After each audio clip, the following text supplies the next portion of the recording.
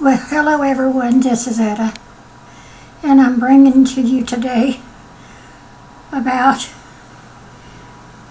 the ladies or women are monsters, and I suggest that you not to listen to this if you have a weak stomach. The lady, Jeanette, the mother of the girl that was dead when the police got there, only weighed 40 pounds when she was a big, robust girl. 2 years before, when she got out of 8th grade, and then they said they was homeschooling her, which they was homeschooling her all right. She was beating her and mangling her for the next 2 years. And the girl must have had a heart that just wouldn't give up at all.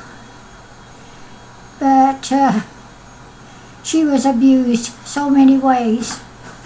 The police found 5 or 6 belts that was soaked in her blood. Also, they found a ruler, a yardstick ruler that had been broken in half, and it was soaked all over in the blood. And when they went in the house, in one bedroom, which I imagine that was the room that they kept her in most of the time, there was blood splatter on the ceiling, on the walls, and on the floor was soaked.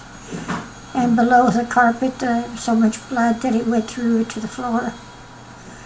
And another thing that they found examining her body, that her little old body, that where she had had a gash or something cut into her, and it had gotten infected at one time, they could tell that they had been something, a sharp instrument had cut the flesh away there, that spot.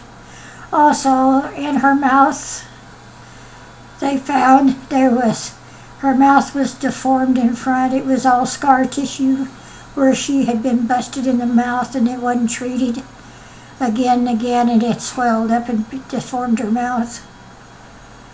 When you can look at her picture when she was graduated from the 8th grade over here, she was such a wonderful, beautiful girl and had so much potential.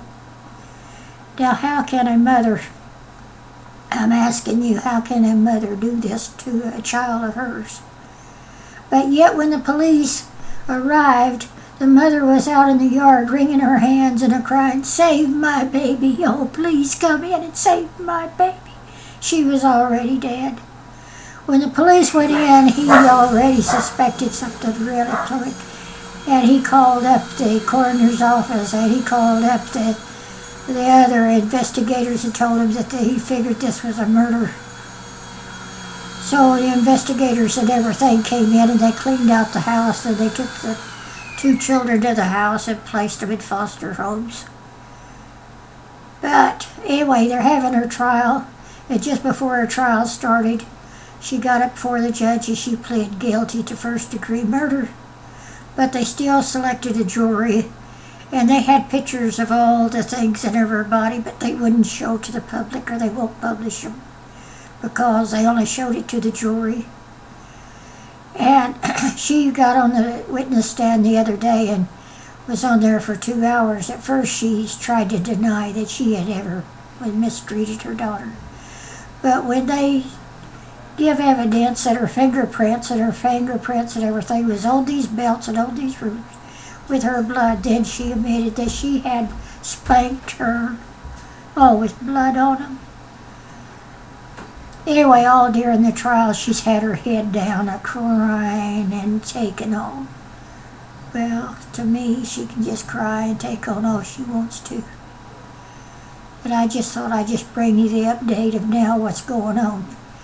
I will bring and find out and let you know what they've decided. They can bring the death penalty. They could have her locked up for life without parole. And then they could have her locked up and with parole in 30 years. What do you think she deserves? I know what I'd give her. Well, this is the end of my talk today. I just wanted to bring an update so I could bring in a lot of more gruesome details. But this girl, I don't see how she lived as long as she did. I'll just have more on it someday. But right now, this is all my talk today. Good.